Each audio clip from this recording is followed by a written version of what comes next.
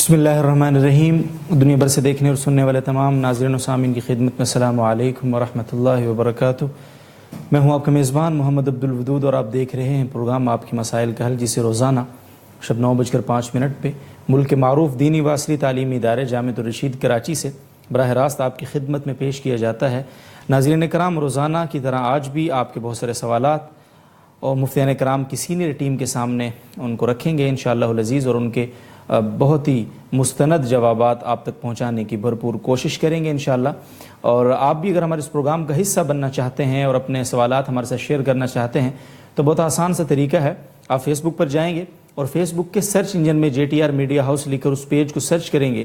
اسی پیج پر ہماری live transmission جاری ہے، اس کا حصہ بنیں گے اور کومنٹ بار پہ اپنا سوال تحریر کریں گے۔ کوشش کریں کہ سوال اردو کی بورڈ میں تحریر ہو، اور ساتھ ہی ساتھ دو باتوں کا خیال رکھنا بہت ضروری ہے کہ اپنے سوال کے ساتھ اپنا اور اپنے علاقے کا نام لکھنا ہرگز مت بھولیں۔ دوسرا یہ کہ فرقہ وارانہ اور سیاسی نوعیت کے سوالات سے ناظرین گریز لازم ہے، اس سے آپ کا وقت بھی بچے گا اور مفتیان کرام کا قیمتی وقت بھی محفوظ کیا جا سکے گا۔ ناظرین کرام، آج کی اس نشست کے ہمارے ساتھ جو معزز مہمان موجود ہیں اور جن سے ہم سوالوں کے جواب لیں گے انشاءاللہ، ان کا تعارف آپ کی خدمت میں۔ سب سے پہلے ہمارے ساتھ موجود ہے مفتی محمد صاحب دامت برکاتہم۔ آپ شیخ الحدیث ہیں، رئیس دارالافتاء ہیں جامعۃ الرشید کراچی کے۔ جامعۃ الرشید کراچی کی مرکزی شورا کے آپ اہم رکن بھی ہیں، اور جامعۃ الرشید کے شعبہ فقہ المعاملات المالیہ والعلوم الاداریہ کے آپ ڈائریکٹر اور مسئول بھی ہیں۔ دوسرے معزز مہمان ہیں آج کی اس نشست کے ہمارے ساتھ مفتی فیصل احمد صاحب موجود ہیں۔ آپ بھی سینئر مفتی ہیں دارالافتاء جامعۃ الرشید کراچی کے، سینئر فیکلٹی ممبر بھی ہیں جامعۃ الرشید کے، اور معاون مسئول ہیں شعبہ تخصصات جامعۃ الرشید کراچی کے، ساتھ ہی ساتھ ماہر فلکیات بھی تسلیم کیے جاتے ہیں۔ دونوں معزز مہمانوں کا بہت بہت شکریہ وقت دینے کے لیے۔ اور آج کی نشست کے سوالوں کا باقاعدہ آغاز، پہلا سوال ہے مفتی محمد صاحب کی خدمت میں۔ طلحہ خان صاحب نے پوچھا ہے، وہ سوال پوچھتے ہیں کیا آنکھ بند کر کے نماز پڑھنے سے نماز مکروہ ہو جاتی؟ بسم اللہ الرحمن الرحیم۔ یہ پوچھنا چاہیے کہ آنکھیں بند کر کے نماز پڑھنا کیسا ہے؟ آنکھ بند کر کے ایک آنکھ کھلی رکھ کر اور ایک آنکھ بند کر کے تو ظاہر ہے کوئی نہیں پڑھتا، اور پڑھے گا تو بڑا عجیب ہوگا۔ تو آنکھیں بند کر کے نماز پڑھنا اصلاً تو مکروہ ہے۔ آنکھیں کھلی رکھ کر نماز پڑھنی چاہیے، اور سجدے کی جگہ میں نظر ٹکا کر رکھنی چاہیے، قیام کی حالت میں، رکوع کی حالت میں پاؤں پر نظر رکھنی چاہیے، اور اسی طرح سجدے میں ناک پر نظر رکھنی چاہیے، قادم میں، گود میں نظر رکھنی چاہیے۔ تو اگر اس کا اہتمام کیا جائے تو خشوع پیدا ہوتا ہے۔ خشوع پیدا ہونے میں یہ ممد اور معاون ہے۔ لیکن اگر کوئی آدمی ایسا ہے کہ آنکھیں کھولنے سے اس کا ذہن بہت زیادہ مشوش ہوتا ہے اور بہت زیادہ خیالات کا ہجوم ہوتا ہے، تو جو مسلسل بڑھ جاتی ہے اور وہ خشوع سے نماز نہیں پڑھ سکتا، تو ایسے شخص کے لیے علماء نے آنکھیں بند کر کے نماز پڑھنے کی بھی اجازت دی ہے۔ ٹھیک ہے، جزاکم اللہ۔ محمد شاہد صاحب کا سوال ہے گجرات سے، پوچھتے ہیں جب جائے نماز پرانی ہو جائے تو کیا اسے پھینکا جا سکتا ہے؟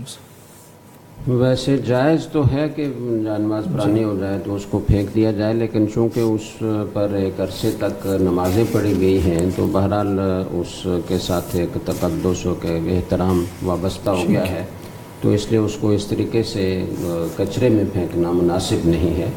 اس کو کسی مناسب طریقے سے تلف کیا جا سکتا ہے، اگر کسی اور استعمال میں آ سکتی ہے، کسی جگہ اس کو لگایا جا سکتا ہے تو وہ کر لیا جائے، اور اگر وہ نہیں ہو سکتا تو پھر اس کو جلا دیا جائے۔ یہ آسان صورت ہے اس کو تلف کرنے کی۔ جی، جزاکم اللہ صاحب۔ مفتی فیصل احمد صاحب عبدالحسیب صاحب کا سوال ہے، پوچھتے ہیں گرم چادر اوڑھ کر پڑھتے ہیں، یعنی نماز پڑھتے ہیں یقیناً، کیا ہاتھ چادر کے اندر ہونے چاہیے یا چادر سے باہر ہونے چاہیے؟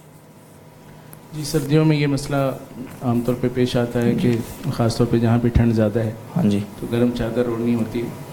تو اس میں اگر گرم چادر کے اندر سے ہاتھ اس طرح سے آسانی سے اڑ جاتے ہوں، جب شروع میں تکبیرۃ تحریم کے لیے اٹھائیں تو کانوں تک اڑ جائیں، اور بعد میں جتنے بھی اعمال ہو رہے ہیں اس میں کوئی حرج نہ ہو، صحیح، تو پھر اس میں کوئی حرج کی بات نہیں ہے۔ ٹھیک۔ البتہ اگر اس میں تنگی ہو اور ہاتھ جیسے کندھے تک نہیں اٹھ رہے تو اس صورت میں مکروہ ہوگا۔ ٹھیک ہے۔ تو حدیث کے اندر اسے استعمال الیہود کہا گیا ہے کہ یہودیوں کی طرز پہ تم چادر نہ اوڑھا کرو، اور اس کا مطلب یہ ہے کہ اس میں وہ اپنے آپ کو جکڑ لیتے تھے، تو اس طرح سے جکڑنا کہ انسان کے اعضاء جو ہے مسنون طریقے سے عمل نہ کر سکیں، یہ مکروہ ہوگا، اور اگر ایسا نہ ہو تو جائز۔ جزاکم اللہ۔ مصطفی سعد خان صاحب پوچھتے ہیں کیا نماز کی دونوں رکعتوں میں ترتیب سے سورہ پڑھنا ضروری ہے یا آگے پیچھے بھی صورتیں پڑھی جا سکتی ہیں؟ جی یہ مسئلہ کئی دفعہ بیان ہوا ہے، ترتیب سے پڑھنا ضروری ہے، اور ترتیب سے پڑھنا ضروری کا مطلب یہ ہے کہ قرات کا واجب یہ ہے کہ اس کو ترتیب سے پڑھا جائے، نماز کا واجب نہیں ہے کہ اگر آپ سے چھوٹ گیا تو کوئی سجدہ صاحب وغیرہ کا مسئلہ نہیں ہے، صحیح۔ لیکن اگر فرض نماز کے اندر آپ نے ترتیب کے خلاف پڑھا قصدن جان بوجھ کے تو اس میں کراہت ہوگی، اور اگر آپ نے قصدن نہیں پڑھا بھولے سے پڑھا ہے یا نفل نماز میں پڑھا ہے تو جائز ہوگا۔ بہت بہت شکریہ مصطفی۔ حمید اللہ صاحب کا سوال ہے کابل سے مفتی محمد صاحب کی خدمت میں، اور یہ وہ صاحب ہیں کہ جن کے سوال میں روزانہ پوچھتا ہوں، اور کل مجھے کسی نے کہا ہے کہ آپ کے لگتا ہے ان کے ساتھ کوئی رشتہ داری ہے کہ آپ ان کے سوالات پوچھتے ہیں، تو بھائی جو جن کے سوالات آئیں گے انہی کے انشاءاللہ ہم شامل کریں گے۔ بہرحال نماز یا صدقہ وغیرہ میں اس نیت سے دکھاوا کرنا کہ باقی لوگوں کو ترغیب ہو، کیا یہ ریا کے زمرے میں آتا ہے یا ایسا کرنا بہتر ہے، اور اگر ایسا کیا جائے تو اس کی حدود و قیود کیا ہیں مصطفی؟ نماز ہو یا صدقہ یا کوئی بھی عبادت ہو، وہ دکھاوے کی نیت سے کرنا کسی بھی طرح جائز نہیں ہے۔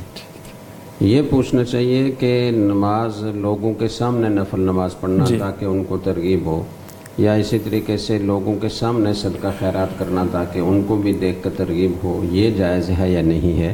نیت دل میں دکھاوے کی نہ ہو کہ لوگ مجھے بڑا سمجھیں، مجھے سخی سمجھیں، مجھے بڑا نمازی پرہیزگار سمجھیں، یہ نیت نہ ہو تو دوسروں کے سامنے نفل عمل کرنا جو اس کو چھپا کر کرنے کی زیادہ فضیلت بعض حدیث میں آئی ہے۔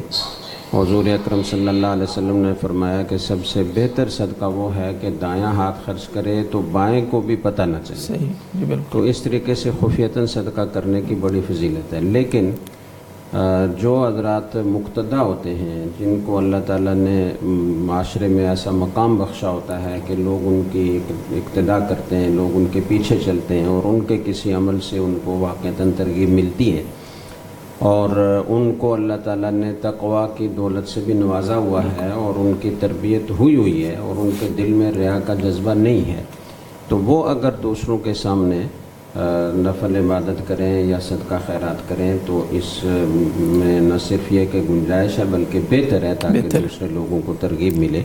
لیکن ہر آدمی یہ فیصلہ نہیں کر سکتا کہ یہ جو میں عمل کر رہا ہوں دوسروں کے سامنے، اس میں اپنی بڑائی جتلانے کا زیادہ جذبہ کار فرما ہے یا دوسروں کو ترغیب دینا زیادہ کار فرما ہے، تو یہ بڑا مشکل مسئلہ ہوتا ہے۔ اس لیے یہ کہا جاتا ہے کہ کسی شیخ کامل سے باقاعدہ اصلاحی تعلق قائم کریں، اور ان کو اپنے جذبات، اپنی کیفیات، دل کے اندر پیدا ہونے والے ولولے وہ بلا کم و کاست بتائیں، اور پھر ان سے رہنمائی لیں کہ آپ کو خفیہ صدقہ کرنا چاہیے یا لوگوں کو دکھا کر صدقہ کرنا چاہیے۔ بہت بہت شکریہ مصطفی۔ شارخ احمد صاحب کا سوال ہے کراچی سے، وہ یہ پوچھتے ہیں دکان کے اندر اس غرض سے تلاوت یا ذکر کرنا درست ہے کہ اس کی سیل میں اضافہ ہو، قباحت تو نہیں ہو سکتی؟ دیکھیں، اب ذکر اور تلاوت آپ اس نیت سے نہ کریں کہ سیل میں اضافہ ہو۔ آپ اللہ کو راضی کرنے کے لیے دکان میں تلاوت کریں، ذکر کریں۔ ذکر تو ہر وقت ہی کرنا چاہیے، اور ذکر ایسا عمل ہے کہ وہ دوسرے سب کاموں کے ساتھ ساتھ کیا جا سکتا ہے، اور اس کا حکم بھی بڑا مؤکد ہے۔ قرآن کریم میں کئی جگہ کثرت سے ذکر کرنے کا حکم دیا گیا، تو اسے دکان میں فارغ بیٹھنے کے بجائے جب گاہک نہ ہو اور مشغولیت نہ ہو تو تلاوت بھی کرنی چاہیے، اور گاہکوں کے ساتھ مشغولیت کے وقت میں بھی آدمی عادت بنا لے تو ذکر جاری رکھ سکتا ہے۔ آدمی اگر اس کی تھوڑی سی محنت کر کے مشق کر کے عادت بنا لے تو ہر وقت ذکر جاری رکھ سکتا ہے۔ زبان سے نہ بھی ہو تو دل کا ذکر ہر وقت جاری رہتا ہے، تو اس کا اہتمام کرنا چاہیے تاکہ اللہ راضی ہو جائے اور اجر و ثواب ہمیں ملے۔ تو یہ جب آپ نیت کر کے تلاوت کریں گے، ذکر کریں گے، تو اس کی برکت خود بخود دکان میں آئے گی اور آپ کی سیل زیادہ ہوگی۔ اور اگر صرف آپ برکت کی نیت سے تلاوت کریں گے یا ذکر کریں گے تو پھر ثواب نہیں ملے گا، یہ رقیہ میں داخل ہو جائے گا، تو اس کی وجہ سے ہو سکتا ہے کہ دکان کی سیل آپ کی بڑھ جائے لیکن اجر سے آپ محروم ہو جائیں گے۔ تو آپ اللہ کو راضی کرنے کے لیے، اجر و ثواب حاصل کرنے کے لیے کریں، اس سے برکت خود بخود آئے گی۔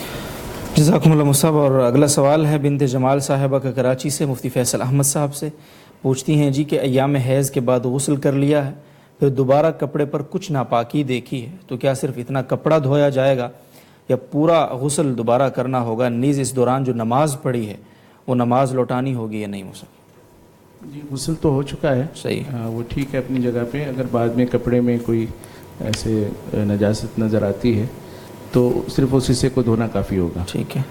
اور اگر اس دوران کوئی نماز اسی کپڑے میں پڑھ لی ہے تو اگر وہ نجاست کم ہے، یعنی یہ جو ہتھیلی ہوتی ہے اس کی جو گہرائی ہوتی ہے، آج کل جو 5 روپے کا سکہ ہے تقریباً، جی تو اتنا اگر وہ اتنی ہے تو پھر تو نماز نہیں ہوگی، اور اگر اس سے کم ہے تو نماز ہو جائے گی. ٹھیک ہے، بہت بہت شکریہ مصعب. اور اگلا سوال ہے شاہد صاحب کا ملتان سے. نماز جنازہ کی نیت کرنا سنت ہے یا فرض ہے؟ لیکن اگر اس سنت ہے یا فرض یہ بحث کے بعد اگر کوئی نیت کرنا بھول جائے تو اس کے لیے کیا حکم ہوگا مصعب؟ لیکن نماز جنازہ کی نیت کرنا تو فرض ہے، لیکن نماز جنازہ کی نیت جو عام طور پہ لوگوں میں یعنی مشہور ہو جاتی ہے کہ اس میں وہ فرض کفایہ کا بھی ذکر کرتے ہیں اور جنازے کا بھی ذکر کرتے ہیں، اس کے بالغ نابالغ ہونے کا بھی ذکر کرتے ہیں، تو یہ الفاظ صراحتاً کہنا یہ ضروری نہیں ہوتا. ٹھیک ہے. تو عام نماز کے اندر بھی پہلے بھی یہ مسئلہ بیان کیا گیا کہ الفاظ سے نیت کرنا یہ ضروری نہیں ہے، صرف اس شخص کے لیے مستحب ہے جس کو اس پر اطمینان ہوتا ہو اس کے ذریعے سے. بہتر. اور ورنہ نیت جو ہے وہ دل کے ارادے کا نام ہے. تو جب یہ نماز جنازہ کے لیے وہاں گیا، اور ظاہر ہے کہ نماز جنازہ تو ہر جگہ نہیں ہوتا، خاص جگہ پہ جائے گا اور صف میں شامل ہوگا، تو ضرور اس کی نیت تھی تو نماز جنازہ اس کا ہو جائے گا. ٹھیک ہے. لیکن مصعب اس میں تھوڑا سا یہ آتا ہے کہ نیت میں مطلب کہ بڑے کا نماز جنازہ ہے، بچے کا نماز جنازہ ہے، یہ بھی تو نیت اس کو الگ کرنی پڑے گی نا؟ نہیں، جنازہ تو ایک ہی ہے، اس کے اندر اس کے لحاظ سے دعاؤں میں فرق آ جائے گا. ٹھیک ہے. تو نماز تو ایک ہی ہے. ٹھیک ہے. جزاک اللہ مصعب. اور محمد تسلیم اختر صاحب کا سوال ہے ہندوستان سے مفتی محمد صاحب کی خدمت میں. اذان میں لفظ اللہ اکبر کے لام کو ایک الف سے زیادہ کھینچنا مصعب کیا صحیح ہے؟ جی یہ مسئلہ ایسا ہے کہ اس میں علماء کا اختلاف ہے. اصولاً اگر دیکھا جائے تو اس کو ایک الف سے زیادہ کھینچنے کا کوئی جواز نہیں ہے. نہیں، اس لیے کہ یہ حرف مدہ ہے اور الف مدہ کے بقدر ایک الف کے برابر ہی اس کے اوپر مد کیا جاتا ہے. ٹھیک ہے. اور فقہا نے بھی جو تکبیرہ تحریم کہی جاتی ہے، اللہ اکبر کہہ کر نماز شروع کی جاتی ہے، تو اس میں بالکل شروع میں حمزہ کے اوپر مد کرنا اللہ اکبر اس کو بھی لکھا ہے، اور درمیان میں مد کرنا لام کو لمبا کھینچنا اس کو بھی لکھا ہے، اور آخر میں با کو بھی لمبا کر کے تو بار اکبار ایسے پڑھنا اس کو بھی لکھا ہے، اور ان سب کو ناجائز اور ممنوع قرار دیا ہے. ٹھیک. تو جیسے تکبیرہ تحریم ہے اسی طریقے سے اللہ اکبر جو اذان میں کہا جاتا ہے وہ بھی ہے. تو اس کو کھینچنے کا کوئی یہاں قاعدہ نہیں ہے. تجوید کے قواعد کے لحاظ سے ایک الف سے زیادہ کھینچنا اس کو بالکل غلط ہے. ٹھیک. لیکن متاخرین علماء میں سے بعض قراء میں سے بعض حضرات نے لکھا ہے کہ یہ مد تعظیم ہے، اور اللہ تعالیٰ کی عظمت اور بڑائی کو بیان کرنے کے لیے اس کو لمبا کرنے کی گنجائش ہے. بعض نے 5 الف کے برابر لکھا ہے، بعض نے 7 الف کے برابر لکھا ہے. ٹھیک. لیکن ہمارے حضرت والا حضرت مفتی رشید احمد صاحب رحمہ اللہ تعالیٰ کی اس پر بڑی زبردست تحقیق ہے، اور انہوں نے فقہا کی 20 عبارات اس پر لکھی ہیں. جی. اور خلاصہ اس کا یہ ہے کہ یہ جو مد تعظیم ہے اس کا متقدمین علماء کی کتابوں میں کوئی ذکر نہیں ملتا، نہ صحابہ اکرام تابعین ائمہ دین سے اس کا کوئی تذکرہ ملتا ہے. ٹھیک ہے. متاخرین قراء نے یہ ایک چیز نکالی ہے، لیکن یہ بھی اصول کے خلاف ہے، اس لیے کہ قرآن کریم میں آتا ہے وَمَنْ أَوْفَى بِمَا عَاهَدَ عَلَيْهُ اللَّهَ فَسَنُؤْتِيهِ أَجْرًا عَظِيمًا. جو لوگ اللہ تعالیٰ سے کیا ہوا عہد پورا کرتے ہیں تو اللہ تعالیٰ انہیں اجر عظیم عطا فرمائیں گے. جی. تو یہاں اس عہد کی جو اللہ تعالیٰ سے بندوں نے کیا تھا اس کی عظمت کو بیان کرنے کے لیے، اہمیت کو بیان کرنے کے لیے لفظ اللہ کو لمبا نہیں کیا گیا. مد اس کے اوپر علیہ اللہ اس کو لمبا کرنے کی اجازت نہیں دی. مد اللہ تعالیٰ نے نازل نہیں کی، بلکہ ایک اور خلاف قاعدہ کام کیا کہ علیہ ہی تھا وہ اس کو ضمہ سے تبدیل کر دیا، زیر کو پیش سے تبدیل کر دیا. اس لیے کہ اس میں جلالہ اللہ سے پہلے زیر آئے تو اللہ باریک پڑھا جاتا ہے، اور اس سے پہلے زبر آئے یا پیش آئے تو اسے موٹا پڑھا جاتا ہے۔ تو یہ تفخیم بھی تعظیم کی علامت ہوتی ہے۔ تو اس زیر کو خلاف قاعدہ پیش سے تبدیل کر دیا گیا تاکہ اس میں جلالہ اللہ کو موٹا عطا کیا جائے اور عظمت اور اہمیت کی طرف اشارہ ہو جائے، تفخیم اس میں پیدا ہو جائے۔ تو اگر مد تعظیم کوئی چیز ہوتی تو مد کو یہاں نازل کرنا اور اللہ کو لمبا کر کے پڑھنا یہ تو زیادہ اسهل تھا، بالکل، اور اس کی بجائے علیہ کی زیر کو پیش سے تبدیل کیا گیا۔ تو اس سے معلوم ہوتا ہے کہ مد تعظیم بھی کوئی اس کی کوئی بنیاد ایسی مدلل موجود نہیں ہے۔ اس لیے اذان جو ہے وہ سنت کے مطابق دینے کا طریقہ یہی ہے کہ اسے ایک الف کے برابر ہی لمبا کیا جائے۔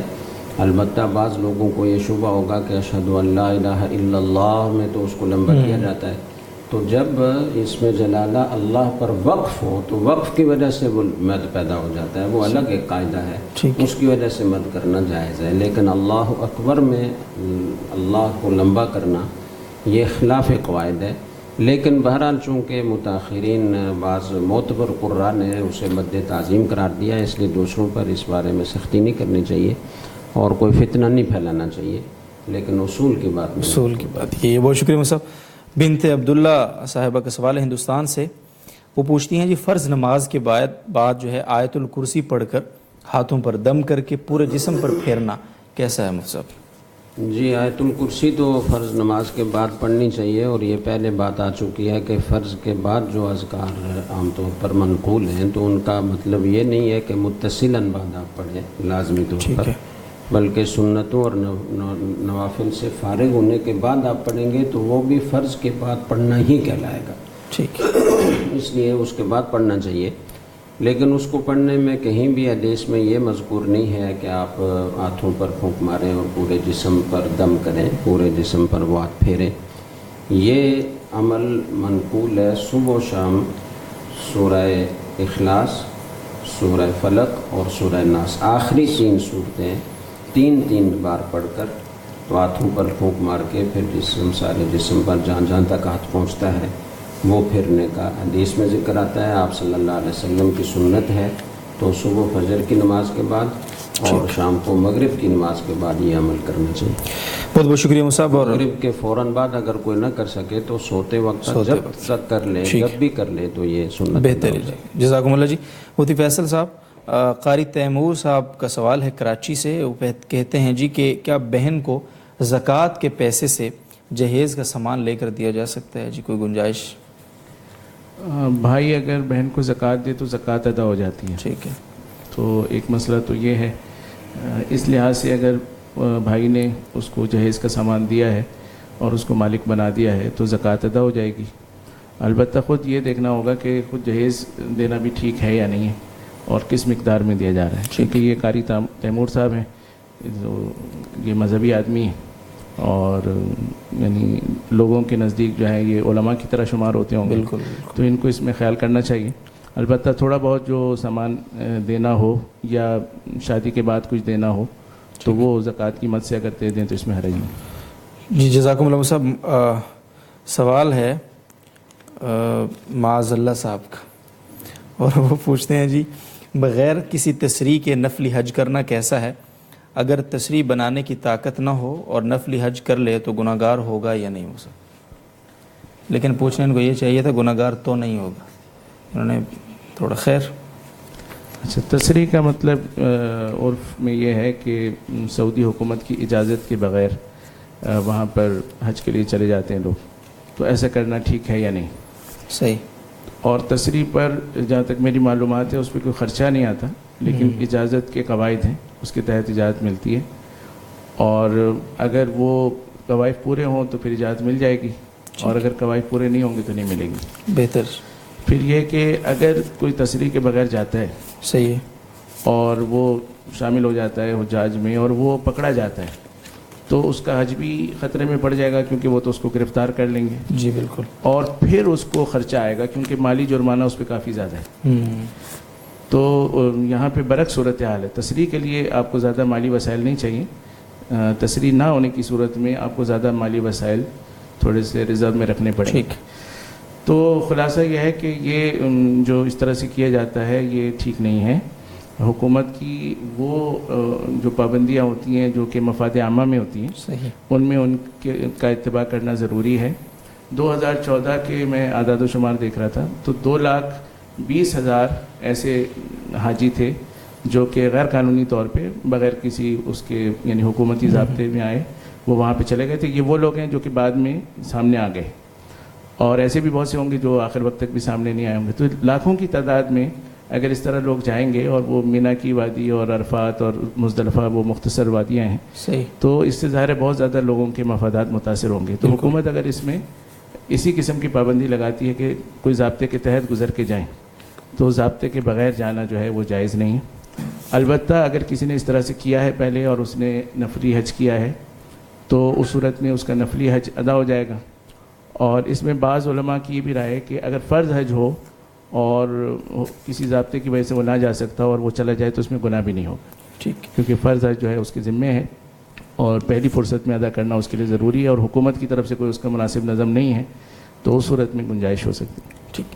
جزاکم اللہ صاحب. اور مفتی محمد صاحب کی خدمت میں اگلا سوال ہے. عاطف صاحب پوچھتے ہیں لاہور سے، غسل کے پانی میں نیم کے پتوں والا پانی ملایا جائے تو غسل والے پانی کا رنگ اور ذائقہ تبدیل ہو جاتا ہے، کیا ایسے پانی سے غسل درست ہو جاتا ہے مصطفیٰ؟ جی بالکل درست ہو جاتا ہے.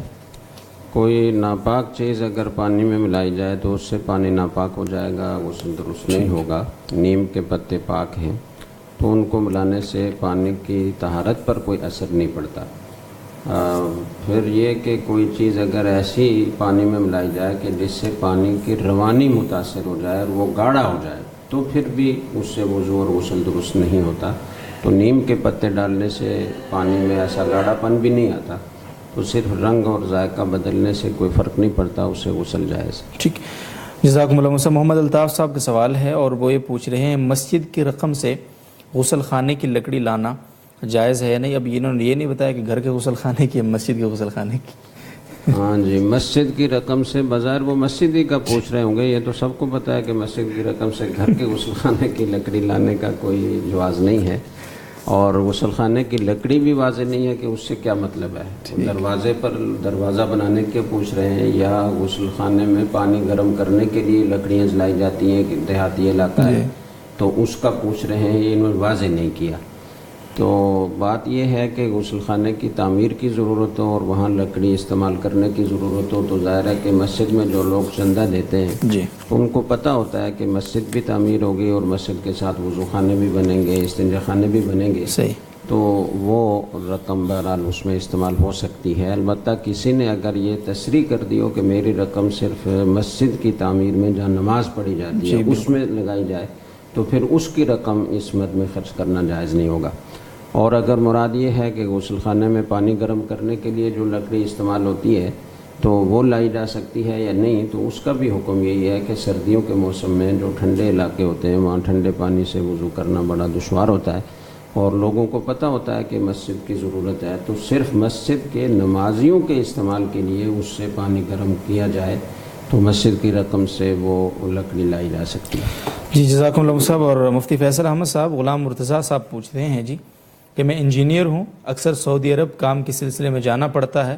جب جاتا ہوں تو معلوم نہیں ہوتا کہ عمرہ کا موقع ملے گا یا نہیں. دل میں خیال ہوتا ہے کہ اگر موقع اور وقت ملا تو عمرہ کروں گا، لہٰذا میں مکہ مکرمہ احرام کے بغیر جا کر مسجد عائشہ سے احرام باندھتا ہوں. کیا اس کی وجہ سے دم لازم ہوگا جبکہ میرا ویزا کام کے سلسلے میں ہوتا ہے؟ اور اس کا حکم آپ بتا دیں صورت کا. جی انہوں نے یہ بتایا کہ بکثرت ان کو جانا پڑتا ہے لیکن کچھ تعداد انہوں نے نہیں لکھی. اگلا سوال بھی اسی قسم کا ایک آگے آ رہا ہے. صحیح. تو اگر ان کو بہت عرصے میں یہ صورت پیش آتی ہے، مہینے 2 مہینے میں جا کے پیش آتی ہے، تو پھر تو ان کو جب بھی یہ تشریف لاتے ہیں تو اگر حرم کی حدود کے اندر ان کی نوکری کی جگہ ہے ٹھیک تو پھر ان کو ہمیشہ احرام باندھ کے آنا چاہیے. اور اگر حرم کی حدود سے باہر ہل کے اندر جو درمیانی علاقہ ہوتا ہے تو اس علاقے کے اندر ان کے کام کی جگہ ہے تو پھر ان کو ہل میں آنے کی اجازت ہے بغیر احرام کی. اور جب وہ ہل میں پہنچ جائیں گے اور اپنے کام وغیرہ سے فارغ ہو جائیں گے تو پھر ان کے لیے جب عمرے کے لیے جائیں گے تو وہ مسجد عائشہ سے یعنی حدود حرم سے احرام باندھ سکتے ہیں. ٹھیک ہے. اور ہل سے اگر ویسے ہی اپنی کسی کام کے سلسلے میں بھی حرم میں داخل ہوں گے تو اس صورت میں بھی ان کے لیے حرم میں بغیر احرام کے آنا جائز ہوگا, اور جب عمرے کا ان کا ارادہ ہو تو دوبارہ مسجد عائشہ پہ جا کے احرام باندھ لیں. یہ ان کے لیے تفصیل ہے. اگلا سوال آپ پڑھیں. اگلا سوال ہے عاطف حسین صاحب عمان سے پوچھا ہے انہوں نے, مکہ مکرمہ میں جو حضرات ایسی جگہ میں مقیم ہیں کہ کام کے سلسلے میں وہ میقات سے اندر باہر ہوتے رہتے ہیں, آتے جاتے رہتے ہیں, جیسے ڈرائیور حضرات, ان کے لیے کیا احکام ہوں گے اس صورت میں؟ تو یہ جو انجینئر صاحب نے پچھلا مسئلہ پوچھا تھا, اس میں عام طور پہ جو اس طرح کے ساتھی ہوتے ہیں ان کو یعنی مہینے میں ایک چکر لگتا ہے, زیادہ نہیں لگتے ہیں. ٹھیک ہے. یومیہ مسئلہ ان کا نہیں ہے, ہفتے واری مسئلہ نہیں. صحیح. اور یہ جو انہوں نے صورت پوچھی ہے اس میں ڈرائیور حضرات ہیں یا اس طرح کے لوگ ہیں جو کہ بکثرت ان کا آنا جانا ہے, تو ان کے لیے گنجائش ہے کہ یہ کیونکہ مستقل آتے رہتے ہیں تو یہ بغیر احرام کے حدود حرم میں داخل ہو سکتے ہیں, اور اگر چاہیں تو وہیں سے عمرہ بھی کر سکتے ہیں. بہتر ہے جی, بہت شکریہ مصعب. اور ناظرین کرام, اگر آپ ابھی ہمیں جوائن کر رہے ہیں اور ہمارے ساتھ شریک ہونا چاہتے ہیں اپنے سوالات کے ذریعے سے, تو بہت ہی آسان سا طریقہ ہے. آپ فیس بک پر جائیں گے اور فیس بک کے سرچ انجن میں JTR میڈیا ہاؤس لکھ کر اس پیج کو سرچ کریں گے. اسی پیج پر ہی لائیو ٹرانسمیشن جاری ہے, اس کا حصہ بنیں گے. کومنٹ بار میں اپنا سوال بڑی ہی سنجیدگی سے تحریر فرمائیں گے اور جواب کا انتظار فرمائیں گے. انشاءاللہ آپ کے ہر سوال کا جواب ضرور آپ تک پہنچانے کی کوشش کی جائے گی, ذرا جلدی یا ذرا دیر سے, لیکن جواب آپ کو ضرور ملے گا انشاءاللہ العزیز. اور اگلا سوال ہے آج کی اس نشست کا مفتی محمد صاحب کی خدمت میں, اور سوال پوچھا ہے کراچی سے حیدر صاحب نے. وہ پوچھتے ہیں, میری بہن کے گھر 1-2 سال کا بچہ ہے, پورے گھر میں کارپٹ ہے, وہ بچہ پیشاب کرتا ہے تو بہن اوپر سے صاف کر دیتی ہیں, باقاعدہ پاک نہیں کرتی ہیں. اب کیا اس کارپٹ پر نماز پڑھ سکتے ہیں؟ اگر کسی جگہ کے بارے میں صحیح معلوم نہ ہو کہ یہاں پیشاب ہے, وہاں نماز پڑھنے کا کیا حکم؟ یعنی شک ہے, نیز اگر پیشاب والی جگہ پر جائے نماز بچھا کر نماز پڑھیں تو کیا نماز درست ہو جائے گی یا نہیں؟ مصعب جی, ایسا ہونا چاہیے کہ نماز کے لیے ایک کمرہ مختص کر دینا چاہیے, اور اس میں بچے کی اس طرح آزادانہ آمد و رفت نہیں انہیں دینا چاہیے, نگرانی رکھنا چاہیے تاکہ وہاں آدمی اطمینان سے خشوع و خضوع سے مطمئن ہو کر نماز پڑھ سکے. اور جو جگہ مشکوک ہو کہ پتہ نہیں بچے نے یہاں پیشاب نہ کر دیا ہو تو اس میں آدمی خشوع و خضوع سے نماز نہیں پڑھ سکتا. بالکل ایسا. پھر اگر بالکل اس جگہ میں پیشاب نہ بھی ہو تو آس پاس اگر پیشاب ہوا ہے اور وہ بار بار بچہ چونکہ 2 سال کا بچہ ہے تو کئی دفعہ کرتا ہوگا تو وہاں بو بھی ہوگی, تو ایسی جگہ میں جہاں بو آ رہی ہو وہاں نماز پڑھنا ویسے ہی مکروہ ہے. تو اس لیے نماز کے لیے ایک کمرہ مختص کر دینا چاہیے جہاں صاف ستھرا وہ ہو اور اس میں کسی اس طرح کے بچے کی آمد و رفت نہ ہو, تاکہ اطمینان سے سکون سے خشوع و خضوع سے نماز پڑھی جا سکے. باقی جو صورتحال آپ نے بتائی ہے تو چونکہ اس کا امکان ہے اور اندیشہ ہے کہ بچے نے پیشاب کر رکھا ہو جس جگہ آپ نماز پڑھنا چاہتے ہیں, اگرچہ جس جگہ کے بارے میں یقین نہ ہو کہ یہ ناپاک ہے تو وہاں نماز پڑھی جا سکتی ہے, لیکن چونکہ عبادت کا معاملہ ہے اور نماز جیسی اہم عبادت کا معاملہ ہے جس میں احتیاط واجب ہوتی ہے, تو اس لیے بہتر یہ ہے کہ جا نماز بچھا کر نماز پڑھی جائے. اگر کوئی کمرہ مختص نہیں کیا اور سارا گھر ایک ہی جیسا ہے تو پھر جا نماز بچھا کر نماز پڑھنے میں کوئی حرج نہیں ہے. جو ناپاک جگہ اگر گیلی نہ ہو, تازہ پیشاب نہ ہو اور اتنی گیلی نہ ہو کہ اس کی تری پھر جا نماز کے اوپر آ جائے, جی, تو ایسی صورت میں خشک جگہ پر جا نماز بچھا کر نماز پڑھنے میں کوئی حرج نہیں ہے, نماز ہو جائے گی. ٹھیک, بہت شکریہ مصعب. اور ایک سوال ہے, ایک سوال نہیں بلکہ ایک کومنٹ آیا ہے کہ جی 25-26 کا پروگرام یوٹیوب پہ نہیں ہے, تو گزارش یہ ہے کہ 25-26 کو پورے پاکستان میں سوشل میڈیا چونکہ بند تھا تو اس سلسلے میں ٹرانسمیشنز جو ہے وہ تعطل کا شکار رہی ہیں, تو نوٹ فرما لیں اس بات کو. بہرحال اگلا سوال ہے مفتی محمد صاحب ہی کی خدمت میں. محمد وسیم صاحب نے پوچھا, ہندوستان سے کوئی شخص یہ معمول بنا لے کہ رات 1 بجے تہجد کی نماز پڑھ کر سو جایا کرے, تو کیا یہ طریقہ صحیح ہوگا مصعب؟ جی, ایک تو اس کا اہتمام کرنا چاہیے کہ اتنی دیر تک جاگنے سے فجر کی نماز کے یا جماعت کے فوت ہونے کا اندیشہ نہ ہو. آپ صلی اللہ علیہ وسلم کے ارشادات سے یہ معلوم ہوتا ہے کہ اگر کوئی آدمی رات کو دیر تک آدھی رات سے بھی زیادہ وہ تہجد کی نماز پڑھتا رہا, نفل پڑھتا رہا, لیکن فجر کی جماعت چھوڑ دی تو یہ بہت بڑا نقصان اس نے کر دیا. اس کے بجائے وہ اگر سو جاتا اور فجر کی نماز باجماعت ادا کرتا تو یہ زیادہ بہتر تھا. بالکل. دوسری بات جو انہوں نے پوچھی ہے کہ کیا سونے سے پہلے تہجد کی نماز پڑھی جا سکتی ہے. بعض لوگوں کی مشغولیت اس طرح کی ہوتی ہے اور خاص طور سے علماء کرام بھی اس کا شکار ہوتے ہیں کہ دیر تک ان کو مطالعہ کرنا پڑتا ہے, تحقیق کا کام کرنا پڑتا ہے. تو وہ کیا سونے سے پہلے تہجد کی نماز پڑھ سکتے ہیں؟ تو اصل وقت تو اس کا وہ نصف شب کے بعد, بلکہ آخری جو تیسرا حصہ ہے ثلث اخیر, وہ ہے تہجد کے لیے, اور سو کر اٹھنے کے بعد اس کا اصل وقت ہوتا ہے. اسی کا اہتمام کرنا چاہیے, اور وہ آسان ہے کہ آدمی جلدی سونے کا اہتمام کرے, اور جو کام اس کو 1 بجے تک کرنا ہوتا ہے 10 بجے سے لے کر, تو وہ تہجد کی نماز 4 بجے پڑھ کر پھر کرے تو وہ تازہ وقت ہوگا, کام بھی اچھا ہوگا, صحت کے لیے بھی مفید ہے, انتہائی قبولیت کا وقت ہوگا, اور تہجد بھی اصل وقت میں ہوگی. لیکن بعض اوقات ایسا ہوتا ہے کہ لوگوں کو صبح اٹھنے کی وہ توفیق نہیں ہوتی, کوشش کے باوجود وہ نہیں اٹھ پاتے, ایک دفعہ سو جائیں تو پھر وہ نہیں اٹھ سکتے. تو ایسے لوگ جن کو یہ اندیشہ ہو کہ نہیں اٹھ سکیں گے, تو وہ اگر سونے سے پہلے تہجد کی نیت سے نوافل پڑھ لیں تو امید ہے کہ تہجد کا ثواب ان کو مل جائے. جزاکم اللہ مفتی صاحب. اور مفتی فیصل احمد صاحب, سوال ہے امین اللہ صاحب کا ابوظہبی سے, سینما کے ٹکٹ کاؤنٹر پر نوکری کا کیا حکم ہے؟ نیز کیا حرام کمائی والے کی عبادتیں خدا کے حضور قبول ہوتی ہیں یا نہیں؟ جی مفتی صاحب. سینما کے کاؤنٹر پہ بیٹھنا, وہاں پہ ساری آمدنی کیونکہ حرام ہے, اور یہ جو عمل ہے یعنی لوگوں کو بیچنا, تو ظاہر یہ بھی حرام ہے. بالکل. تو کاؤنٹر پہ بیٹھنے والے شخص کی یعنی اس کی نوکری بھی حرام ہے, اور اس کی جو اس کو اجرت ملے گی وہ بھی حرام ہے. اور دوسری بات انہوں نے جو پوچھی ہے کہ کیا حرام آمدنی والے کی عبادت قبول ہوتی ہے یا نہیں ہوتی.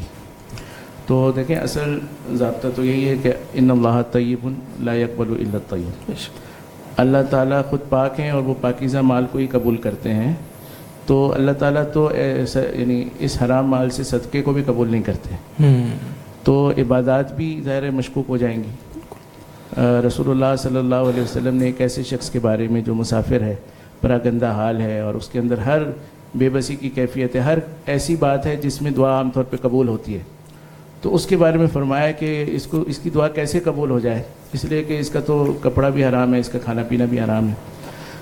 تو اللہ تعالیٰ بہت غفور الرحیم ہے, لیکن اللہ تعالیٰ کے یہاں کچھ اس قسم کے ضابطے بھی ہیں. رسول اللہ صلی اللہ علیہ وسلم نے ہی ہمیں بتائے ہیں کہ جو حرام آمدنی اللہ تعالیٰ کو وہ پسند نہیں, اللہ تعالیٰ اس سے نفرت کرتے ہیں. اور جو آپ دیکھیں یہ فرشتے ہوتے ہیں, یہ بھی ایسی جگہوں پر جہاں تصویر ہو, جہاں اس طرح کی چیزیں ہو, تو وہاں پر وہ نہیں آتے. تو اللہ تعالیٰ نے جو ایک نظام بنایا ہے اس کے اندر گندگی کو, ناپاکی کو, حرام چیزوں کو قبول نہیں کیا جاتا.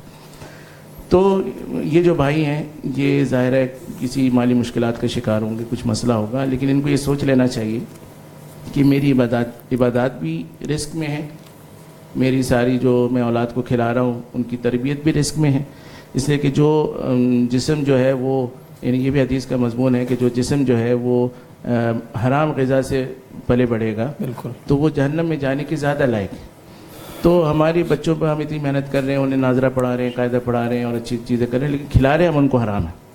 تو لہٰذا ان کو اس سے خوب بچنے کی کوشش کرنی چاہیے. اور سینما والی چیز تو اور بھی زیادہ خراب ہے, کیونکہ اس کے اندر صرف حرام کام نہیں ہے بلکہ لوگوں کو حرام کی طرف لانا ہے اور لوگوں کو حرام میں لگانا ہے, پورے معاشرے میں ایک فساد پھیلانا ہے. تو لہٰذا اس نوکری سے تو فوری طور پہ ہٹنا چاہیے, اور اگر خدا نخواستہ کسی حرام کام میں بھی ہوں تو جائز نوکری کے حصول کی انہیں پوری انت تک کوشش کرنی چاہیے. ایسی کوشش جس سے لگے کہ ان کے پاس نوکری ہے ہی نہیں, ٹھیک, اور اس وقت تک وہ کوئی اپنی حرام آمدنی والی کوئی صورت اگر چلا لیں اور اللہ تعالیٰ سے استغفار کرتے رہیں, اور جیسے ہی ان کو کوئی حلال صورت دستیاب ہو تو فوراً اس کو چھوڑ دیں. اللہ تعالیٰ ان کے ساتھ آسانی کا. آمین آمین. جزاکم اللہ صاحب. نوید صاحب کا سوال ہے سعودی عربیہ سے, کیا یہ حدیث مبارکہ صحیح ہے کہ جس کے ٹخنے نماز میں چھپے ہوئے ہوں تو اس کی نماز قبول نہیں ہوتی؟ حدیث کے اندر ایسا کوئی مضمون نہیں ہے کہ ٹخنے اگر ڈھکے ہوں گے تو اس کی وجہ سے نماز یا عبادات قبول نہیں ہوں گی. ویسے اس کے بارے میں وعیدیں ہیں کہ وہ حصہ یا وہ شخص جو ہے وہ جہنم میں جائے گا, تو وعیدیں موجود ہیں, لیکن یہ جو خاص بات انہوں نے پوچھی ہے کہ اس کی عبادت قبول نہیں ہوگی, یہ حدیث میں نہیں ہے. لیکن مولانا یوسف لدھیانی صاحب رحمۃ اللہ علیہ نے آپ کے مسائل کا جو مشہور ان کا کالم آتا تھا جنگ اخبار میں، انہوں نے اس کے اندر اس بات کو اس انداز میں لکھا ہے کہ پھر ایسے شخص کی عبادت کیسے قبول ہوگی، ایسے شخص کی دعا کیسے قبول ہوگی، اور اس پر کسی نے پھر اعتراض بھی کیا، تو انہوں نے پھر وضاحت سے یہی بات بیان فرمائی جو ابھی پچھلے سوال میں نے عرض کی ہے کہ اللہ تعالیٰ جو ہے، اللہ تعالیٰ کا ضابطہ یہ ہے کہ اللہ تعالیٰ پاک ہے، اللہ تعالیٰ پاکیزہ چیزوں کو قبول کرتے ہیں، گناہ کی چیز کو اللہ تعالیٰ قبول نہیں کرتے۔ یہ جو شلوار ٹخنوں سے نیچے رکھی جاتی ہے، اس کو آپ صلی اللہ علیہ وسلم فرمایا کہ یہ عمل جو ہے نا، یہ خود تکبر ہے، اور تکبر جو ہے وہ ام الکبائر، سارے گناہوں کا بڑا۔ تو اس پیرائے میں حضرت نے اس طرح سے لکھا ہے، لیکن خاص حدیث کے اندر یہ الفاظ صراحت سے نہیں ملتے۔ جزاکم اللہ صاحب۔ اعجاز احمد صاحب کا سوال ہے ہندوستان سے، وہ یہ پوچھتے ہیں کہ حدیث شریف میں بلی کو مارنے کی سخت ممانعت آئی ہے؟ جی، رسول اللہ صلی اللہ علیہ وسلم نے، یہ مسلم کی روایت ہے، آپ صلی اللہ علیہ وسلم نے ہمیں خبر دی کہ ایک عورت کو بلی کو باندھ کے رکھنے کی وجہ سے اللہ تعالیٰ جہنم میں داخل کریں گے، اور اس نے کیا یہ کہ نہ اس نے اسے خود کچھ کھانے پینے کو دیا، اور نہ اس کو چھوڑا کہ وہ کچھ زمین سے کچھ کیڑے مکوڑے کھا کے اپنا گزارا کرتی۔ تو کیونکہ اس نے اس کو ایک تکلیف دی، تو اس وجہ سے اللہ تعالیٰ اس کو جو ہے وہ جہنم میں داخل کریں گے۔ تو یہ وعید موجود ہے اس حوالے سے۔ اگر غلطی سے کوئی ایسا عمل ہو جاتا ہے نہ چاہتے ہوئے بھی، تو پھر اس کا تدارک؟ دیکھیں، بلی کو تو خیر ظاہر ایسا باندھ کے رکھنا ہی مناسب نہیں ہے، وہ تو ماننے والا جانور نہیں، لیکن ایسا ہو سکتا ہے پرندے رکھے ہو یا کچھ، اور آپ کسی وجہ سے گھر نہیں پہنچ سکے اور اس طرح کچھ حادثہ ہو گیا۔ اس کی ایک صورت مصب ہوئی ہے، میں اس عرض کروں، اگر بلی کے چھوٹے بچے تھے جو چھوٹے، تو وہ بہت انہوں نے خرابی مچائی ہوئی تھی پورے گھر میں، تو وہ صاحب جو گھر تھے انہوں نے جو ہے نا وہ دونوں اٹھا کے بوری میں بند کر دیے کہ ان کو ہم باہر کہیں دور چھوڑ کر آئیں گے، اور اپنی جو نوکرانی تھی ان کے ذمہ لگایا کہ ان کو چھوڑ آئیں۔ وہ ان کو نا چھوڑنے کی بجائے ان کو نہر میں پھینک آئی، وہ اور منہ بھی نہیں کھولا اس کا بوری کا، تو وہ غلط فہمی میں بس اس طرح، ان کو نہیں پتہ تھا مالکوں کو کہ اس طرح ہوا ہے، اور وہ بیچارے ظاہر مر چکے تھے۔ جب دوبارہ گئے پیچھے بھاگے ان کو بچانے کے لیے، لیکن وہ مر چکے تھے۔ اب وہ بہت پریشان تھے، مجھ سے انہوں نے اس مسئلے کو ڈسکس کیا، تو اس صورت میں پوچھ رہا ہوں میں کہ جی، غفلت میں ایک معاملہ ہوا، لیکن اس غفلت کے پیچھے بھی ظاہر ہے کچھ جو نظام تھا اس کو بہتر کیا جا سکتا تھا، تو بہرحال اس میں گناہ تو ان کو نہیں ہوگا، لیکن ان کو خود ایک ضمیر پہ ان کی بوجھ ہوگا ایسے ہی کہ ایک جاندار جو ہے میرے ہاتھ سے جو ہے اس کا کوئی مضر بھی نہیں تھا، بچے تھے ایسے ہی، تو لہذا ان کو اس حوالے سے صدقہ خیرات کا اہتمام کرنا چاہیے، اور اتنا صدقہ کریں کہ ان کے دل جو ہے وہ اس حوالے سے بہل جائے۔ تو ویسے اس کا کوئی خاص کفارہ متعین طور پہ نہیں۔ جزاک اللہ صاحب۔ مفتی محمد صاحب کی خدمت میں سوال ہے، محمد طاہر صاحب پوچھتے ہیں ڈیرہ غازی خان سے، نبی اکرم صلی اللہ علیہ وسلم کی وفات اور پیدائش پر جی ہاں جی اچھا اگلا سوال ہے شاہ رخ احمد صاحب کا کراچی سے، کیا بدگمانی کرنا مصحف حرام ہے؟ جی، بدگمانی کرنا بالکل حرام ہے، اس میں کوئی شک و شبہ نہیں ہے، بلکہ یہ اتنا بڑا اور اتنا سنگین اور اتنا خطرناک گناہ ہے کہ قرآن کریم میں اللہ تعالیٰ نے ارشاد فرمایا یا ایھا الذین آمنوا اجتنبوا کثیرا من الظن فإن بعض الظن اثم، کہ بہت سارے گمان کرنے سے بچا کرو، چاہے وہ بدگمانی ہو یا خوشگمانی ہو یا ویسے عام مباح گمان ہو۔ زیادہ گمان کرنے سے یعنی اندازے سے باتیں کرنے سے یا اپنے ذہن میں دماغ میں باتیں لانے سے بچا کرو، اس لیے کہ بعض ظن گناہ ہوتے ہیں، تو جب زیادہ آدمی سوچتا ہے، زیادہ گمان کرتا ہے، تو اس میں کوئی گناہ والا گمان بھی شامل ہو سکتا ہے۔ ٹھیک، تو اس گناہ سے، اس سنگین گناہ سے بچانے کے لیے اللہ تعالیٰ نے کثیر ظن سے، زیادہ گمان کرنے سے روکا ہے، تو اس سے اس کی سنگینی کا اندازہ کیا جا سکتا ہے۔ اور رسول اکرم صلی اللہ علیہ وسلم نے یہ بھی ارشاد فرمایا ایاک والظن فإن الظن اکذب الحدیث، کہ بدگمانی نہ کیا کرو، اس سے کہ بدگمانی یہ سب سے بڑی جھوٹی بات ہے۔ ایک چیز کسی میں نہیں ہے اور تم نے خواہ مخواہ اپنے گمان سے بنا لی یا اس کے جانب سے کہیں نقل کر دی، تو یہ تو بہت بڑا گناہ ہو گیا، بہت بڑی جھوٹی بات ہو گئی، تو اس لیے بدگمانی سے بچنا چاہیے، لازم ہے بچنا۔ جزاکم اللہ صاحب۔ سیف کاکڑ صاحب کا سوال ہے، کیا چچی جو ہے وہ نام محرم میں سے؟ جی، چچی نام محرم ہے۔ ٹھیک ہے۔ حمید اللہ صاحب کا پھر سوال ہے کابل سے، اور کسی کا نام عبد الغفار یا عبد السلام وغیرہ ہو تو اسے صرف غفار یا سلام کہہ کر پکارنا کیسے ہے؟ جی، اس میں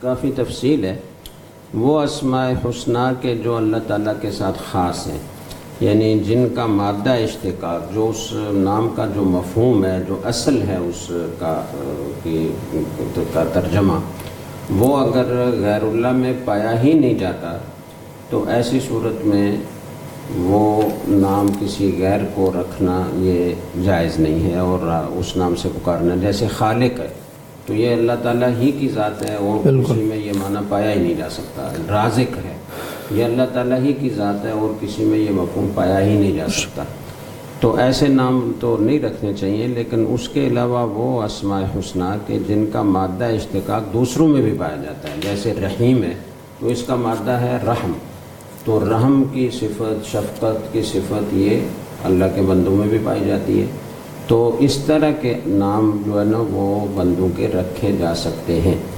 البتہ جو نام اللہ تعالیٰ کے ساتھ خاص ہیں تو بعض علماء نے اتنی گنجائش دی ہے کہ وہ اصل میں تو عبد الغفار ہوتا ہے، عبد السلام ہوتا ہے، لیکن یہ کہ لوگ غفار کہہ دیتے ہیں، سلام کہہ دیتے ہیں، تو ان کے ذہن میں وہ عبد کا لفظ موجود ہوتا ہے جو مضاف ہے، جس کو انہوں نے حذف کر دیا اور وہ بغیر مضاف کے اس کو غفار یا ستار کہہ رہے ہیں، تو وہ ان کے ذہن میں موجود ہوتا ہے، ٹھیک ہے۔ تو اس لیے اس کی کسی درجے میں گنجائش ہے، لیکن بعض علماء نے اس کے لیے اصول لکھا ہے کہ اس کا دار و مدار عرف پر ہے۔ اگر عرف میں اس نام کو پکارنے سے ایک دم ذہن اللہ کی طرف جاتا ہے تو پھر وہ نام نہیں رکھنا چاہیے، اور اگر وہ نام مشترک ہے، اللہ کے لیے بھی استعمال ہوتا ہے، بندوں کے لیے بھی استعمال ہوتا ہے، اور صرف اللہ کی ذات کی طرف ذہن نہیں جاتا تو اس کو استعمال کرنے کی، بندوں کے لیے وہ نام رکھنے کی گنجائش ہے۔ ٹھیک، جزاکم اللہ صاحب۔ اور مفتی فیصل احمد صاحب کی خدمت میں سوال ہے، اور سوال پوچھا ہے جی مکرم صاحب نے انڈیا سے۔ وہ کہتے ہیں جی کہ بینک موبائل اپلیکیشن سے رقم ٹرانسفر کرنے پر کچھ رقم دیتا ہے، کیا اس رقم کا استعمال شرعاً جائز ہے جی؟ انہوں نے صورت جو ہے وہ واضح نہیں کی ہے، اور یہ بات عجیب سی ہے کہ بینک جو ہے موبائل ایپ سے ٹرانسفر کرنے پر کچھ دیتا ہے، اس لیے کہ بینک تو اس پر کچھ کٹوتی کرتا ہوگا، اصل تو ٹرانسفر کرنے پر پیسے کاٹے جاتے، دیے نہیں جاتے۔ اب اس کی ایک صورت تو یہ ہو سکتی ہے کہ بینک موبائل ایپ کو پروموٹ کرنے کے لیے جو اصل کمیشن ہے اس میں سے کچھ کم کر دیتا ہوگا، اور اس کو کہتا ہوگا کہ ہم اتنے واپس کر رہے ہیں آپ۔ تو اگر ایسا ہی ہے تو اس کا مطلب یہ ہوگا کہ بینک جو ہے اصل جو اس نے کٹوتی کرنی ہے اس سے کم کٹوتی کر رہا ہے، دے آپ کو کچھ نہیں رہا۔ تو اگر یہ کنونشنل بینک سے بھی ہو تو اس کی گنجائش ہوگی، گویا کہ آپ اس کو کم پیسے دے رہے ہیں۔ اچھا، ایک صورت یہ ہو سکتی ہے جو کہ آج کل ہمارے یہاں موبائل جو اومنی وغیرہ اس طرح کے جو سلسلے ہیں منی ٹرانسفر کے، تو ہو سکتا ہے کہ اس قسم کی کوئی صورتحال ہو اور اس میں پیسے رکھنے پر، پیسے ٹرانسفر پہ نہیں بلکہ پیسے رکھنے پر، اور پھر اس میں شرائط ہوتی ہیں کہ اتنے ٹرانسفر بھی کریں آپ، یہ بھی کریں وہ بھی کریں۔ تو اگر یہ والی صورت ہے تو وہ کنونشنل بینک سے اگر اس طرح کا کوئی معاملہ ہو رہا ہے تو اس میں گویا کہ آپ قرضہ رکھ کر آپ اس سے فائدہ اٹھا رہے ہوتے ہیں، تو یہ صورت جائز نہیں ہوگی۔ ٹھیک، جزاکم اللہ تعالی مصعب۔ اور فرمان نسیم صاحب پوچھتے ہیں دہلی ہندوستان سے میں نے ایک آدمی کو 1 لاکھ روپے دیے ہیں اور طے یہ ہوا ہے کہ وہ مجھے ہر مہینے 12,000 روپے لوٹائیں گے، کیا یہ صورت درست ہے اس طرح سے عقد کرنا؟ کسی کو اگر آپ نے 1 لاکھ روپے دیے ہیں اور ان سے طے کیا کہ 12,000 وہ دیں گے تو ظاہر ہے یہ تو صاف صاف سود ہے، بالکل، اس میں تو کوئی تو جواز کی صورتیں یہ ہو سکتی ہیں کہ آپ 1 لاکھ روپے ان کے کاروبار میں لگائیں اور ان کے ساتھ شریک ہو جائیں یا مزاربت کر لیں، اور اگر آپ فکس نفع چاہتے ہیں جیسے 12,000 یا جو بھی، تو اس کی یہ صورت ہو سکتی ہے کہ آپ اپنے 1 لاکھ کی کوئی مشین خرید کر ان کے کاروبار میں کرائے پہ دے دیں، صحیح، تو آپ کو فکس بھی مل سکتا ہے۔ تو لیکن آپ 1 لاکھ دے دیں اور وہ آپ کو اس طرح سے رقم واپس کریں، یہ تو سود ہے، اس میں کوئی۔ جزاکم اللہ تعالیٰ جی۔ حبیب الرحمان صاحب پوچھتے ہیں جی اگر جی پی فنڈ کٹوتی جبری ہو لیکن سود لینے میں اختیار ہو تو کیا یہ سود لینا جائز ہوگا جی؟ جی، جبری کٹوتی اگر ہے تو اس میں وہ سود کہلاتا نہیں ہے، تو اس کا لینا جائز ہوتا ہے۔ جزاکم اللہ جی۔ اور مفتی محمد صاحب کی خدمت میں سوال ہے، سوال پوچھا محمد اعظم صاحب نے بہاڑی سے، یہ مشہور ہے کہ چھوٹے بچوں کو خوشبو لگانے سے جنات وغیرہ کا اثر ہوتا ہے، اس کی کیا حقیقت ہے؟ نیز کیا بچوں کو خوشبو لگا سکتے ہیں یا اس کی بھی ممانعت ہے؟ اس کی کوئی حقیقت نہیں ہے، اور جنات خوشبو پر نہیں آتے، جنات تو گندگی کے پر آتے ہیں۔ اسی لیے بیت الخلاء میں جانے سے پہلے رسول اکرم صلی اللہ علیہ وسلم نے جو دعا سکھائی ہے اس میں جنات کے شر سے پناہ مانگی گئی ہے، تو معلوم ہوا کہ وہ گندگی کی جگہ میں آتے ہیں، اس لیے یہ بے اصل بات ہے کہ خوشبو لگانے سے کوئی جنات آتے ہیں۔ باقی بچوں کو خوشبو لگانے میں کوئی حرج کی بات نہیں ہے، چھوٹے بچوں کو۔ ابو عبداللہ صاحب کا سوال ہے مقبوضہ کشمیر سے، چھوٹے بچوں کو کوئی چیز دینے کے بارے میں ایک ہی بار یہ نیت کر سکتے ہیں کہ میں آئندہ جو چیز بچوں کو دوں گا وہ صرف عاریت کے طور پر ہوگی؟ بس یہ مشکل ہے کہ ایک دفعہ نیت کر کے وہ ساری زندگی کے لیے کافی ہو جائے۔ بالکل، اس لیے جب بھی آپ اس کو کوئی چیز دیں تو عاریت کی نیت کرنا ضروری ہوگا، لیکن عملاً یہ آسان نہیں ہے۔ ہر وقت اس کا استحضار رکھنا کہ جب بھی بچے کو کوئی چیز دی جائے تو عاریت کی نیت کی جائے۔ اس لیے بہتر یہ ہے کہ اگر اس کی ضرورت کی چیزیں جو اس کے استعمال میں جیسے کپڑے ہیں وہ اگر لے کر دیے ہیں تو کپڑے جب اس کے استعمال کے قابل نہ رہیں، جیسے بچے بہت جلدی بڑے ہوتے ہیں اور ان کے کپڑے چھوٹے ہو جاتے ہیں، ان کے لیے ناقابل استعمال ہو جاتے ہیں، تو وہ کپڑے چونکہ اب اس کے کسی کام کے نہیں ہیں تو ان کو دوسروں کو دینا، صدقہ کر دینا یہ جائز ہے۔ اور باقی جو کھانے پینے کی چیزیں ہیں اس میں حضرت مفتی محمود حسن گنگوئی رحمۃ اللہ علیہ نے ایک اچھی تجویز لکھی ہے۔ وہ فرماتے ہیں کہ بچوں کو کھانے پینے کی چیزیں جب وہ لے کر آئیں آپ کے دیے ہوئے پیسوں سے یا آپ نے ان کو کوئی چیز دی ہو تو ان کو اس کی عادت ڈالیں کہ سب میں تقسیم کرو، ٹھیک، اور پھر یہ نیت رکھیں دوسرے جو گھر کے افراد ہیں کہ جتنی چیز ہم اس سے لے کر کھا رہے ہیں تو اتنی ہم کسی وقت میں اس کو کھلائیں گے۔ تو اس طریقے سے وہ بچے کے مال کو استعمال کرنے کا جو اشکال ہوتا ہے کہ اس کی اجازت سے بھی وہ استعمال نہیں کیا جا سکتا، تو یہ چونکہ بدلہ دینے کی نیت سے استعمال کیا جا رہا ہے تو یہ اشکال نہیں رہے گا، اور ان کو دوسروں پر خرچ کرنے کی اور تقسیم کرنے کی عادت بھی بن جائے گی، ان کی تربیت بھی اچھی ہوگی، تو ایسے کرنا چاہیے۔ جزاکم اللہ مصعب۔ اور ام سدرہ رحمانی صاحبہ بہار ہندوستان سے، ان کا سوال ہے میرے فرزند ارجمند سید الرحمان 3.5 سال کے ہیں، بہت شرارتیں کرتے ہیں، بات بھی نہیں مانتے، پڑھائی پر توجہ بھی نہیں دیتے، کبھی کبھی میں ناراض ہو کر پٹائی بھی کر دیتی ہوں، ان کے لیے کوئی دعا بھی بتا دیں اور ان کی ذہنی تربیت کس طرح کی جائے کہ وہ فرما بردار بن جائیں؟ سوال بہار سے ہے لیکن جو طرز سے لکھا ہے ایسا لگتا ہے لکھنؤ سے آیا ہے۔ ہاں جی، اور جس طریقے سے ادب سے انہوں نے بچے کا ذکر کیا ہے تو تعجب ہوتا ہے کہ ان کو پھر اس کی پٹائی کی بھی ضرورت پیش آتی ہے۔ بالکل، تو مسئلہ یہ ہے کہ بچے تو شرارتی ہوتے ہیں، ہر جگہ کے بچے اسی طرح شرارتی ہوتے ہیں، اور بچوں کی شرارت ہی یہ ان کی خوبی ہے۔ بالکل ایسا۔ اگر بچہ بالکل چپ کر کے گم سم بیٹھا رہے تو اس کا مطلب ہے کہ وہ ڈل ہے، وہ ذہین نہیں ہے، غبی ہے۔ تو بچوں کی شرارتوں سے تنگ نہیں ہونا چاہیے، بلکہ اللہ کا شکر ادا کرنا چاہیے کہ بچہ ایکٹیو ہے، بچہ ذہین ہے، بالکل، اور صبر و تحمل کا مظاہرہ کرنا چاہیے۔ پٹائی لگانا 3.5 سال کے بچے کی یہ بالکل بھی ٹھیک نہیں ہے، اور خاص طور سے اتنے چھوٹے بچوں کی پٹائی جب لگائی جاتی ہے تو اس کی کوئی تلافی بھی نہیں ہو سکتی۔ لیکن آپ نے اگر اس کو مار دیا جو ظلم کے زمرے میں آتا ہے اور زیادتی کے زمرے میں آتا ہے، تو وہ بچہ اگر آپ کو معاف بھی کر دے تو بچے کی معافی کا اعتبار نہیں ہے، جیسے اس کی رضامندی کا اعتبار نہیں ہے، اس کی رضامندی سے اس کی کوئی چیز استعمال نہیں کر سکتے جو خاص اسی کی ملک میں ہو، اسی طریقے سے اس کی معافی کا بھی کوئی اعتبار نہیں ہے۔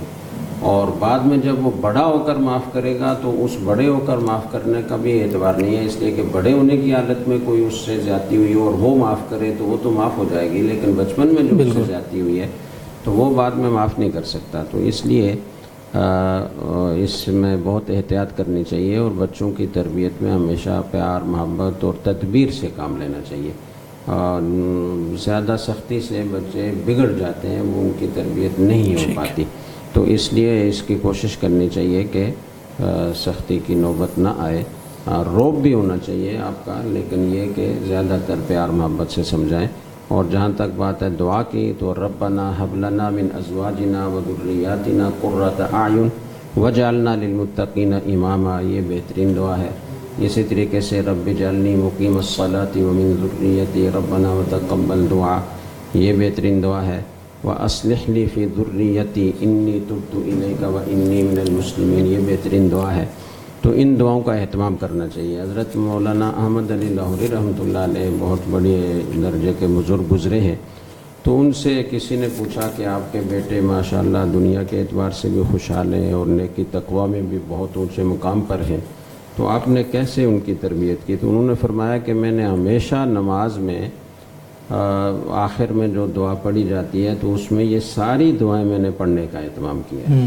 تو اس کا اثر ہے کہ اللہ تعالیٰ نے استاد کی اچھی تربیت کروا دی ہے اور وہ نیک اور متقی بھی ہیں اور دنیا کے اعتبار سے خوشحال بھی ہیں، تو ان دعاؤں کا اہتمام کرنا چاہیے۔ جزاکم اللہ تعالیٰ صاحب۔ اور اگلا سوال ہے جی مفتی فیصل احمد صاحب کی خدمت میں، نمرہ بلال صاحبہ پوچھتی ہیں اور وہ کہتی ہیں جی کہ اگر ہم کسی کمپنی کی پروڈکٹ سیل کرتے ہیں تو ہمیں ہر پروڈکٹ پر 20% نفع ملتا ہے، ساتھ میں ہر پروڈکٹ پر بزنس پوائنٹ بھی ملتا ہے۔ جب بزنس پوائنٹ 300 سے اوپر ہو جاتے ہیں تو کمپنی انعام کے طور پر کچھ پیسے دیتی ہے اور الگ الگ بزنس پوائنٹ پر الگ الگ پیسے انعام کے طور پر ملتے ہیں۔ کیا یہ رقم جائز ہوگی اس کا لینا اور استعمال کرنا مصحف جو انعام کے طور پر مل رہی ہے؟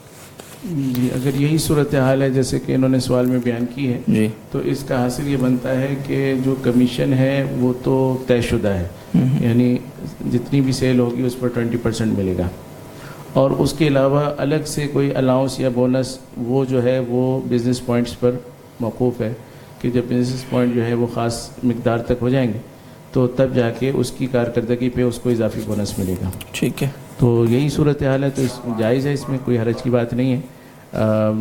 کمیشن اگر طے ہو، اس میں کسی قسم کی ایمبیگوٹی یا جہالت نہ ہو تو پھر وہ جائز ہوتا ہے، باقی بونس کے اندر اگر جہالت ہو تو اس میں کوئی حرج کی بات نہیں۔ جزاکم اللہ صاحب۔ اور آخری سوال ہے آج کی اس نشست کا، ممکنہ طور پر بختیار صاحب نے پوچھا ہے حویلیاں سے، عدالتی خلا کی شرعی حیثیت بیان فرما دیں مصحف۔ دیکھیں، خلا جو ہے یہ بیوی اور شوہر دونوں کی رضامندی پہ موقوف ہے، یعنی شوہر بھی اس کو مجبور نہیں کر سکتا بیوی کو کہ وہ ضرور خلا لے لے، اور اسی طرح بیوی بھی اس کو مجبور نہیں کر سکتی کہ اس کی رضامندی کے بغیر خلا ہو جائے، تو دونوں کی رضامندی ضروری ہوتی ہے۔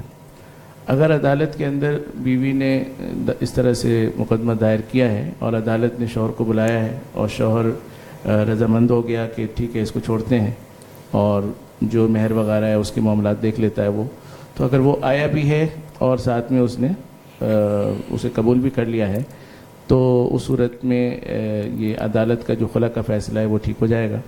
لیکن عام طور پہ ایسے بکثرت سننے میں آ رہا ہے کہ عدالت میں وہ پہنچتا نہیں ہے اور وہ بہت عرصہ غائب رہتا ہے، تو جب وہ غائب رہتا ہے تو عدالت جو ہے اس کی غیر حاضری میں وہ یہ فیصلہ کر دیتی ہے کہ خلا ہماری طرف سے خلا کی ڈگری جاری ہو رہی ہے، تو یہ ٹھیک نہیں ہوتا۔ تو خلا کی حد تک یہ بات ہے۔ باقی اگر خلا کا جب انہوں نے دعویٰ کیا تھا تو انہوں نے اگر کوئی ایسے امور بھی واضح طور پہ ذکر کیے تھے جن سے فسخ ہو سکتا ہے نکاح، اور عدالت نے ان کی بنیاد پر اس مقدمے کو چلا کر پھر ڈگری جاری کی ہے، تو اس صورت میں پھر اس کی فسخ کی صورتیں ہو سکتی ہیں۔ تو یہ جب بھی جس کا بھی اس طرح کا کوئی کیس ہو تو اس کو دارالفتہ میں دکھا کر اس کو سمجھ لینا چاہیے کہ یہ طلاق ہو گئی ہے یا نہیں ہوئی۔ ٹھیک ہے، جزاکم اللہ صاحب، اور آپ دونوں حضرات کا، معزز مہمانان کا بہت بہت شکریہ، تمام ناظرین سامعین کا بہت بہت شکریہ۔ اور ابھی اسی ٹرانسمیشن میں ایک مسئلہ بیان ہوا ہے کہ بدگمانی کرنا جائز نہیں ہے، بہت سخت ممانعت ہے اس کی، اور قرآن مجید میں اللہ رب العزت نے بڑے سخت الفاظ میں شدت سے اس کی ممانعت ارشاد فرمائی ہے۔ اور اگر آپ اس طرح کے کومنٹ کریں گے کہ ہمیں لگتا ہے کہ آپ کے پروگرام میں سوال کے جواب دینے کے لیے بھی سفارش اور تعلقات کی ضرورت ہے، تو بہت ہی افسوسناک ہے اس طرح کے کومنٹ کرنا۔ ہم الحمدللہ اللہ تعالیٰ کی محض رضا کی خاطر، آپ لوگوں کی خدمت کی خاطر یہاں موجود ہوتے ہیں۔ اس ٹرانسمیشن میں کوئی کاروباری مقاصد نہیں ہیں، کوئی ریٹنگ کے مقاصد نہیں ہیں۔ ظاہر ہے جن لوگوں کے سوالات ہمیں ملیں گے ہم ان کے جوابات پہنچانے کی کوشش کریں گے۔ یقیناً بہت سارے سوالات ہر ٹرانسمیشن میں رہ جاتے ہیں جن کو اگلے دن شامل کرنے کی کوشش کی جاتی ہے۔ دل برداشتہ ہونے کی ضرورت نہیں ہے۔ بسا اوقات کسی سوال کو اس لیے شامل نہیں کیا جاتا کہ وہ بار بار ریپیٹ ہو رہا ہوتا ہے اور آپ کے علم میں نہیں ہوتا، تاکہ نئے سوالات شامل کیے جا سکیں۔ آپ اگر اس ٹرانسمیشن کے ساتھ جڑتے ہیں اور آپ کو آپ کے سوال کا، آپ کے پوچھے گئے سوال کا جواب نہیں بھی ملتا، تو بھی آپ کے لیے اس ٹرانسمیشن کا حصہ بننا غنیمت اس لیے ہے کہ آپ کو اور بہت سارے سوالات کا جو آپ کی زندگی سے بہرحال ریلیٹڈ ہیں ان کا جواب آپ کو مل جاتا ہے، تو اس پر بجائے اس کے کہ ہم خدا کا شکر ادا کریں، اگر اس طرح کی سوچ ہم رکھیں گے اور اس طرح کی باتیں ہم کریں گے تو سوائے اللہ تعالیٰ کی ناراضگی کے اور مایوسی کے، جو کہ اللہ تعالیٰ کے اس دین میں ہمیں جس کی ممانعت ہے، اس کے سوا کچھ بھی نہیں ہے۔ اللہ تعالیٰ سے دعا ہے کہ اللہ تعالیٰ ہم سب کی حفاظت فرمائے۔ مفتی فیصل احمد صاحب کچھ فرمائیں گے؟ میرے خیال میں جس بھائی نے یہ لکھا تھا انہوں نے بدگمانی نہیں کی، انہوں نے مزاح میں لکھا ہے، اچھا، اور ہمیں بھی اس کو اسی طرح لینا چاہیے اور ہمیں بھی ان سے بدگمانی نہیں کرنی چاہیے۔ ٹھیک ہے جی مصعب، اور بہرحال ہم تو ظاہر کے مکلف ہیں، اس لیے میں نے کہہ دیا۔ بہرحال اگر آپ نے بدگمانی نہیں کی تو ہم آپ سے معذرت چاہتے ہیں، لیکن کرنی نہیں چاہیے بالکل۔ اور بہت سارے مسلسل اس طرح کے کومنٹ تھے، تو میں نے اگر ایسا کچھ کہا ہے اور آپ کو برا لگا ہے تو معذرت چاہتا ہوں۔ بہرحال انشاءاللہ آپ کے جو سوالات آج نہیں شامل ہوئے وہ کل ضرور شامل کیے جائیں گے۔ اجازت دیجیے، اللہ حافظ۔ وہ سب لائیو پروگرام میں آپ بھی نا